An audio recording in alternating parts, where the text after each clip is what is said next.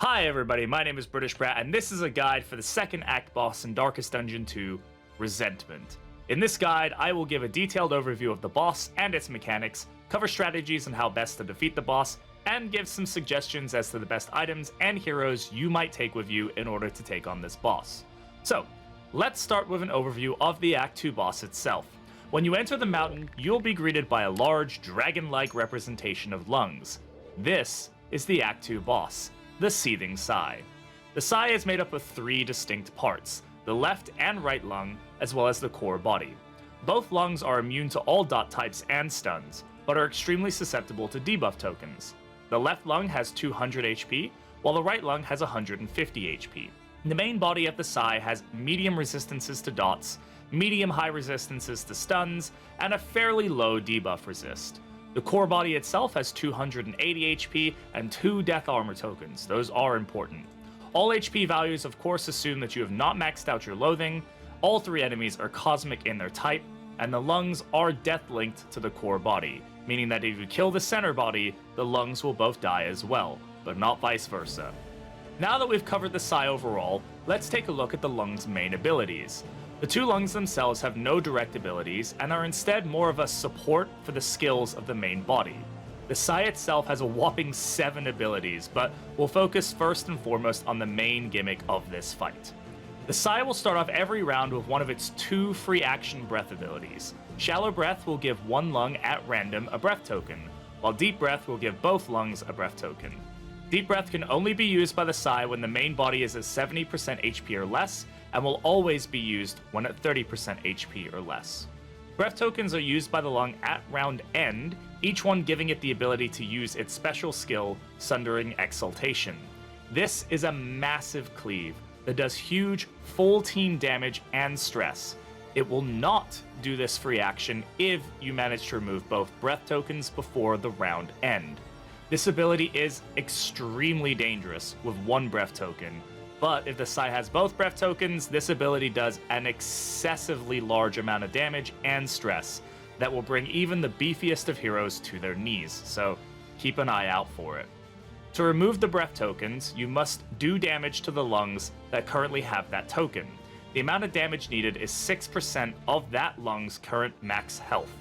At base health, this is 12 HP on the front lung and 9 HP on the back lung. Again, these numbers will change if you max out your loathing. Avoiding Sundering Exaltation is the highest priority in this fight. You will need to ensure you have the ability to remove at least one of the breath tokens every round, and preferably both when it uses Deep Breath, as to avoid the attack entirely. This means you must take a team that can reliably do the damage to both rank 1 and 4. Killing one of the lungs will force the Sigh to only be able to use Shallow Breath, and thus only generate one token, while killing both lungs will remove its ability to do any breaths at all. Generally though, I would recommend not to try and kill both, as the Sigh does gain some extra nasty effects, and it requires you spend a lot of time not damaging the main body, kind of taking away from your main focus here. Now that we've covered the main gimmick, let's talk about some of the Sigh's many other abilities. This fight has a good chunk of ways to cause you some serious problems. The first ability is Wrath and Rancor. This ability deals stress and burn, and will target more heroes for each lung you kill.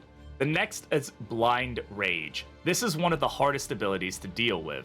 This attack will give a hero 2x blind tokens and give the Sigh, the main body, a block plus token. When under 50% max HP on the main body, it will also apply a combo token to the hero.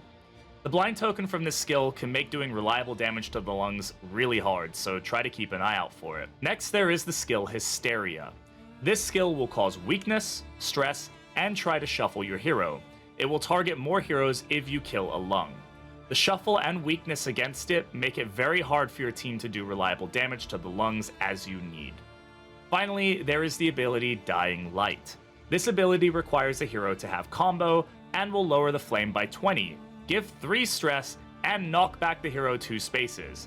It also does plus 100% damage to comboed heroes. As you can see, this enemy has a lot of abilities that are made to disrupt your attempts to do reliable damage and remove the breath tokens. This fight requires balancing your skills and damage output very carefully as to avoid full party cleaves that can wipe you while also trying to do consistent damage to the main body as to end the fight relatively quickly. So that pretty much sums up the overall best strategies you'll need in order to take on the Resentment boss. So now let's cover and take a look at some of the best items and trinkets you can take to help give you the best chances of defeating the lungs. One of the most difficult aspects of this fight is being able to deal with the blind tokens that the fight generates. Blind will make your damage output unreliable, and cause you issues with removing the breath tokens. Some items that will greatly help you with this are the combat items Milk Soaked Linen and Holy Water. Holy Water also has the added benefit of removing the pesky combo generated by the boss to avoid its Dying Light skill. This is also a great reason to take the Cleansing Sensor trinket in any of its rarities to help your heroes debuff resist to those tokens. Another thing that you'll need to be able to counter is going to be the shuffles and knockback this fight causes. If you have heroes, such as the Hellion, who are very rank dependent on their damage, you are going to need ways to keep them in place. The Ceremonial Drum In item is a great help here, allowing you to stack move resist onto a few heroes. You can also make good use of any of the anchoring charms, and even strong shackles to try and lock heroes into place as much as possible. Other items you'll want to consider are your healing items. Using your hero's healing skills should generally be a last resort, as they'll take away from valuable turns that you could be using damage skills to remove the tokens and hit the main body. You need to keep that pressure on. Any of the healing items are a good fit here, but Ablative Powders and Burn Salve will be great ways to remove or ignore the pesky burn dots before they get out of hand. Finally, you'll want to consider items that help put more consistent damage out. Combat items such as Warhorn and Stimulants allow you to add strength to a hero who might just barely have the needed damage output to remove a breath token and push you over that threshold. Trinkets such as Strained Sapper are also great for applying Vulnerable to the lungs, which they're highly susceptible to make it that much easier to hit down the enemy every round. These are only a few of the items that you might find to be helpful with this boss, but definitely see these are some of the best.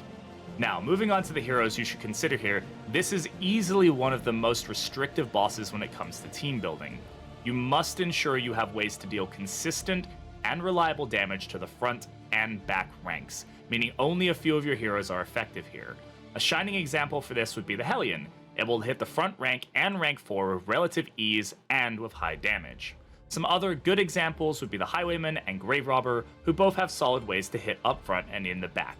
At the end of the day, there are many heroes that might help you here, but again, you just need to make sure you're paying attention to that damage and where it's going. The biggest thing to keep in mind during an Act 2 run is to pay close attention to that damage output. Ensure during the course of this road trip that you're checking how easily your heroes can hit the required damage numbers on the required ranks, and do everything you can to augment those attacks so they are as reliable as possible.